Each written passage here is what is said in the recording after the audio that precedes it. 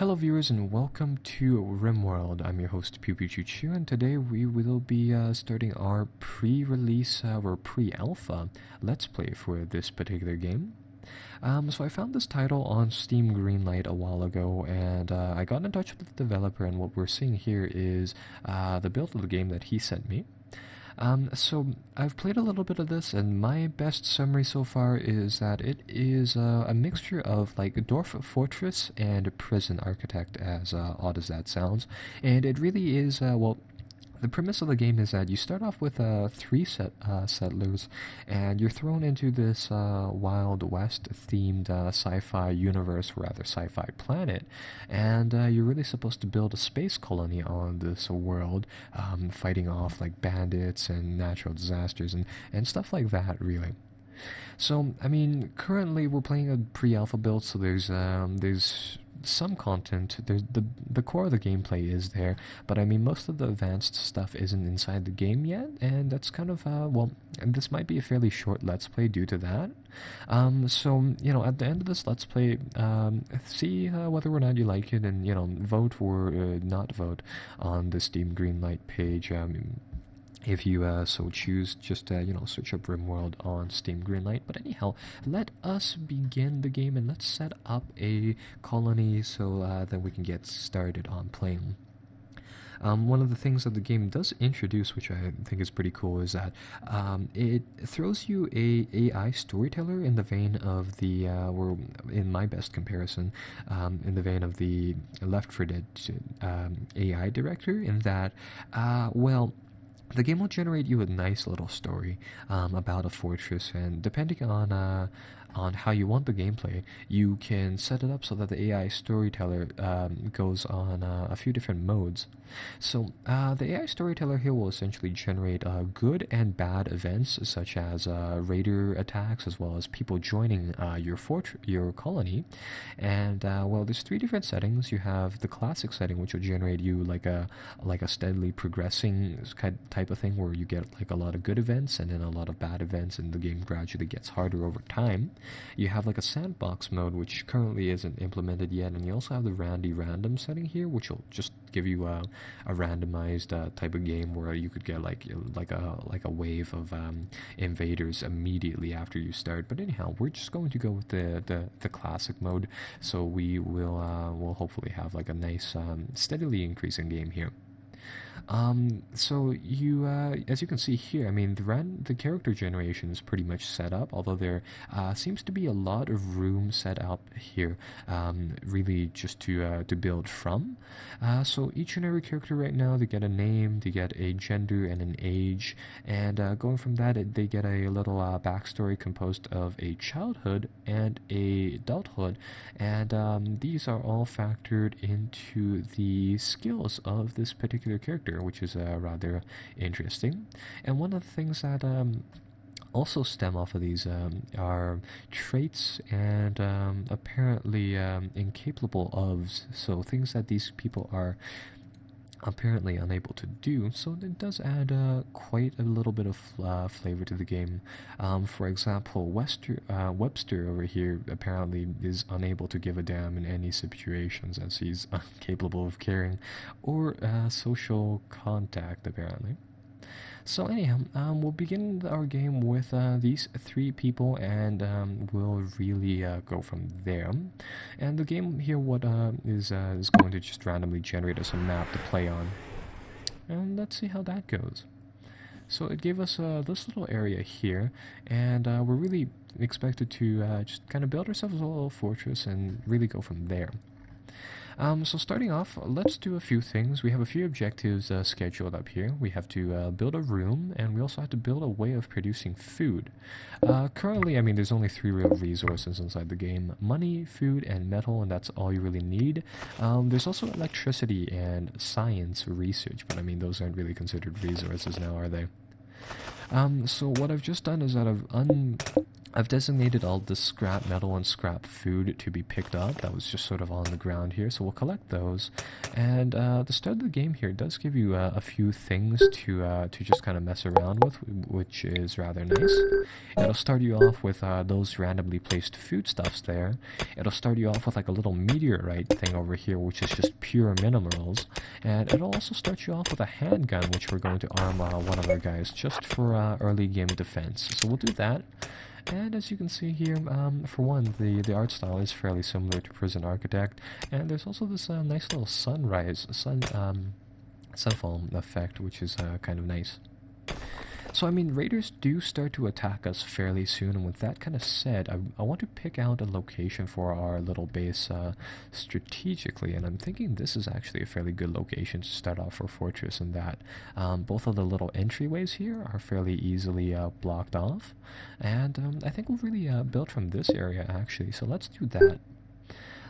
So we need to set up a room, and we need to set up a food process for ourselves, and I think the best way to do that is that, well, we need to build a nutrient paste dispenser. That's currently the only way people can eat inside this game so far, and one of the things that requires is electricity, so I'll build 2 of those things right off the bat, and that'll give us a way to generate electricity. And the other thing we need here is a way or we need to build a room here. And what I think I'll do here is that I will just build a room inside this area, and we'll just convert this into like a little house area for our guys to work in. So we'll do something like that, and our guys will come over here and they'll just start building their thing. And in the meantime, what we can do here is we'll just undesignate the little parts here, and we'll also just get this area removed and moved back over here in a little bit of time. So here we go. Things are starting to get built. Those sun panels are where those solar generators are starting to come up. I'll build a few batteries right here, and I will then get out the power conduit, link these power cables together, and I'll get a battery set up, or battery array set up. So these little power batteries will get some juice, and we can then use that juice to build a food dispenser in due time. And in the meantime, we're just going to run this in fast speed and let these guys build it. It looks like an event happened, so it looks like a drifter came by and is joining our colony. So like I said, this the AI storyteller that I picked out will generate us a nice and steady storyline, and it looks like one of the things that that is included are some of these nice events at the beginning of the game where people will just start to join our colony. But one of the things about our colonists is that they're not particularly loyal, in that they have their own independent thoughts, and as time goes by, their loyalty might drop to next to nil, and they may betray our colonists like that. So what we'll do here is we'll need to do a few more things. We'll need to get power, and we'll need to we'll need to power our little colony area, or our little room here. And what we'll do is we'll get our colony set up with a door. And that'll effectively complete this room area, just like that. And going from here, room is effectively completed here. And we can then start to build our food processing center here. So what we'll do from here is we'll get the nutrient paste dispenser, we'll put that right there, and currently this is the only room that we have, so what we'll do is that we'll just build 3 beds and a lab, and we'll call it quits. There we go, so now we have pretty much all of the things that we need to keep our little base running here. I'm just going to undesignate all of this mineral stuff, and I'm just going to cancel our landing zone here, move that over here, our dumping area, move that over there, build the stockpile area, so that will also be over here, and delete the one over here. And now we have now we have the basis for our fortress. Really, we have the bare minimum set up, and looks like things are running, so that's good. we'll need to do a few more things. Some of them being that what I want to do is that I want to wall off this area. So we'll put a wall here. And for sustainability, because currently we don't have any way to produce foodstuffs, I'm going to be building a little farm as soon as I can find the farm building. And we'll set that up so then we can generate some foodstuffs like that. Growing area, there we go. So place one food area here, and we'll place another one right next to it. And that will give us a little sealed off area over here, which is rather nice. And it looks like our guys have started to grow food already. So moving forward from here, let's get a fortress set up even more. We have the basics of the stuff down now, and all we really need to do now is to get people their individual rooms, and as well as to build some extra stuff like a communications console, so then we can trade, as well as a research table, so then we can research some newer buildings. So our depot is already set up here. What else do we need? These solar panels look like, yeah, it looks like they are solar panels. We're able to fill up those batteries really rather quickly. So I'm going to build up a huge battery reserve here for us to just sort of charge up. And it's always nice to have extra power, especially later on when we need to use these batteries to power up our defense auto turrets. So we're going to do something like that and get these places set up. What is this guy doing? He's apparently moving a large rock over to the dumping area, so that is good. And there we go, our batteries have been set up, and it looks like the sun is falling. And you may have noticed that on these solar panels, as it gradually progresses towards night, the little amount generated per whatever time frame actually goes down on these solar panels. So that's it's kind of a neato thing that's present. Alright, so, moving forwards, what should we do? What should we do here? Let's build, some more rooms for this, little area that we've set up here. Let's actually, get another room set up. So, let's build a barracks area, I would say, in here. So we'll go dig that in, and we'll build a few, sleeping rooms over here for our guys to just sort of be in. We'll link all of those up. Currently we have 4 people, so I guess we'll make 4 rooms just like that. And I guess we can actually also squeeze... Nah, we can't squeeze one more in there. So we'll get our guys to build that area up. And then we can move these guys out of their little bedding area too. This guy appears to be... Yeah, this guy is actually fairly unloyal. So with that kind of said, this person really needs to have their things adjusted.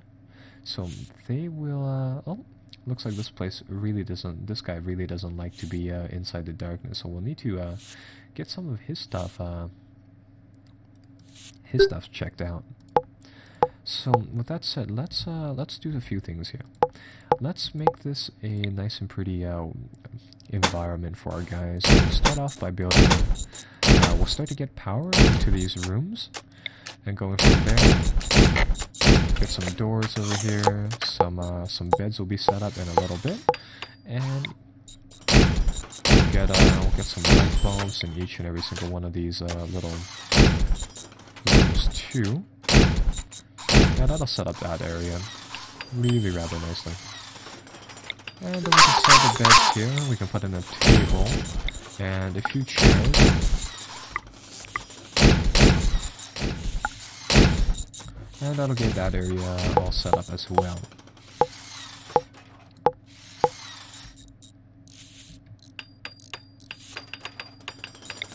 Let's get all of this debris moved away.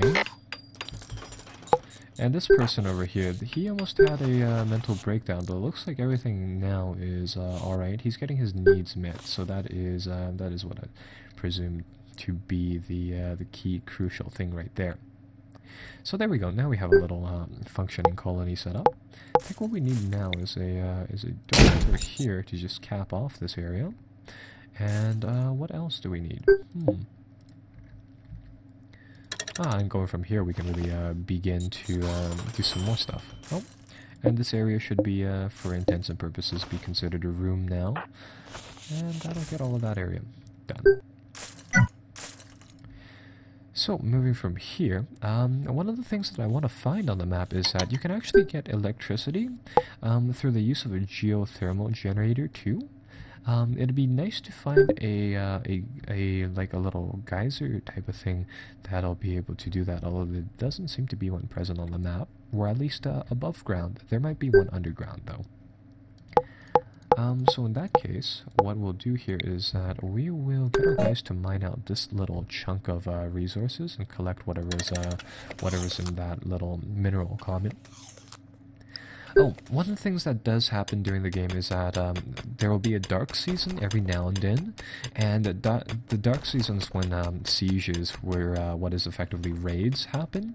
And these raids will start off slowly. I think the first wave you only get like one bandit attacking your fortress or your colony, and that's fairly easy to defend. So in 2 days, it looks like those raids will start, and then after that period is over, I mean things will be fine for a period of time, and then it goes back into the dark season, so we'll need to watch out for that. Yeah, so our guys are currently just hauling metal, which is nice.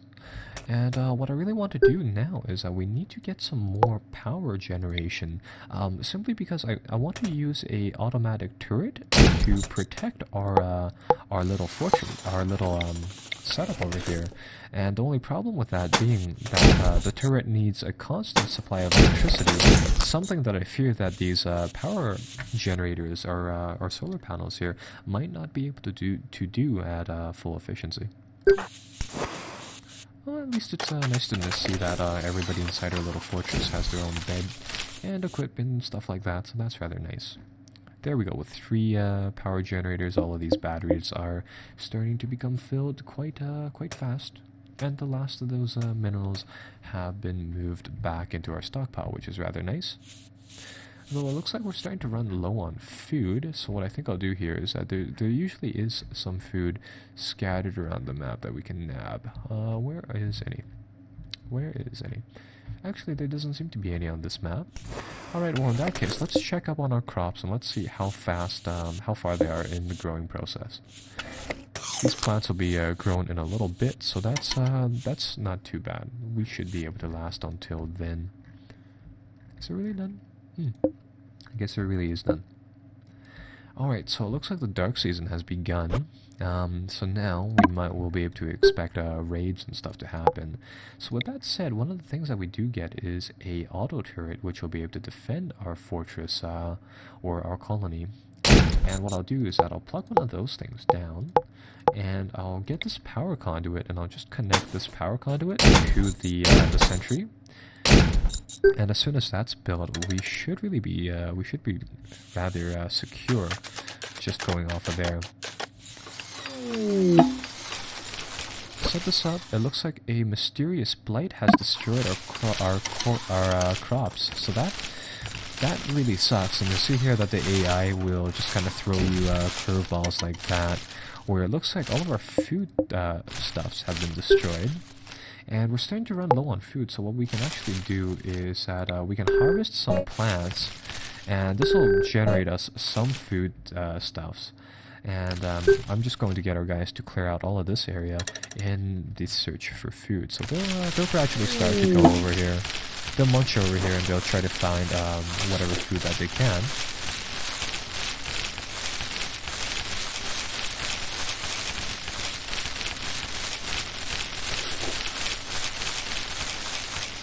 And it looks like they're gradually finding more and more.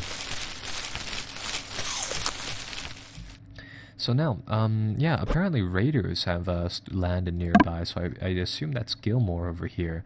And yeah, the first wave will be just one raider guy, and this person looks like it's a, Gilmore is an oaf apparently, and they're just only armed with a pistol. So, oh, it actually looks like he's finished his staging, and now he will begin his attack on us. And what that means is that he'll start to come after us, and he'll try to attack our fortress. But the only problem with this is that we do have this autocannon here, which should protect our guys. So as soon as Gilmore enters the firing range of this autocannon, he should be taken out. Ton of food here. Looks like this guy's munching down and getting some food, just like that.